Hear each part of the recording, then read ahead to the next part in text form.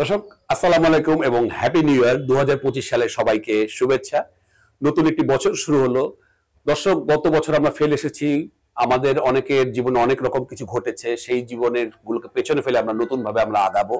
তো প্রথমে আমি আপনাদের ধন্যবাদ জানাতে চাই, গত বছরে আমাদের যে দুটি বড় অ্যাচিভমেন্ট হয়েছে, আমাদের ফেসবুক এবং ইউটিউবে দুটোতে আমাদের 5 লাখ যে সাবস্ক্রাইবার বলুন ফলোয়ার বলুন সেটি আমরা অ্যাচিভ করেছি। অর্থাৎ দুই প্ল্যাটফর্ম মিলে আমাদের 1 মিলিয়ন হয়ে গেছে।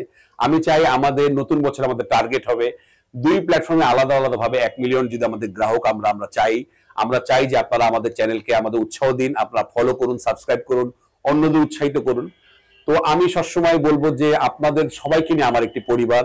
আপনারা আমার কাছে বিভিন্ন সময় প্রশ্ন রাখেন, আমি যথাসাধ্য চেষ্টা করি। আসলে আমি নিজেও খুব ব্যস্ত থাকি, জানেন যে আমি সব প্রশ্ন উত্তর হয়তো আমি দিতে পারি না। আশা করছি নতুন বছর এটি আমার একটি প্রতিজ্ঞা হবে আপনাদের সামনে যতটা সম্ভব আমার সামর্থ্যের ভিতরে আপনাদেরকে রেসপন্স করা। আরেকটি ব্যাপার আমি বলি সবসময় যে আপনারা জানেন যে এই মুহূর্তে আমি কক্সবাজারে বেড়াতে এসেছি। আপনারা জানেন যে আমি ছুটি পেলেই বা সময় পেলে আমার ফ্যামিলিকে নিয়ে, আমার বাবু এবং আমার ওয়াইফকে নিয়ে বিভিন্ন জায়গায় ঘুরতে চাই। আমরা কক্সবাজারে 31st নাইট নতুন বছর সেলিব্রেট করতে এসেছি। আমি সবসময় বলবো যে আপনার বাবুকে সময় দিন। আমরা শুধু স্বাস্থ্যের পিছনে ঘুরি, আসলে আমরা ভুলে যাই মানসিক স্বাস্থ্য বলে একটি ব্যাপার আছে। আপনার বাবুকে যত আপনি বন্ডিং, ফ্যামিলি বন্ডিং বাড়বে, আপনার বাবুকে আপনি যত সময় দেবেন, আপনার ওয়াইফকে বা আমরা একে অপর আপনার হাজবেন্ডকে আপনি যত সময় দেবেন, যত ফ্যামিলি ইন্টিগ্রেশন বাড়বে, তত কিন্তু আপনার বাবু শিখবে। সে তার বাবা মাকে হ্যাপি দেখেছে, সে নিজে তার জীবনে হ্যাপি হবে এবং তার কোনো মানসিক উদ্বেগ থাকবে না। আমি সবসময় ফ্যামিলি টাইমকে ইম্পর্টেন্ট ধরি। সুযোগ পেলেই, আমি জানেন আপনার প্রতি শুক্রবার আমরা বিভিন্ন জায়গায় ঘুরতে চাই। আমি বলছি না আমার মতো আপনাকে হতে হবে, আপনারা বাবুকে সময় দিন, সেটি আমি আপনাদের কাছে কামনা করি। নতুন বছরে আমি বলবো অনেক জায়গায় আমরা করছি, আমরা আতশবাজি ওগুলো ফোটাই, আপনারা সাবধান থাকবেন। বাবুদের কিন্তু বিভিন্ন রকম সমস্যা হতে পারে, বিভিন্ন শব্দে আতশবাজির যে অনেক বিকট শব্দ, সেগুলো তাদের প্রবলেম হতে পারে।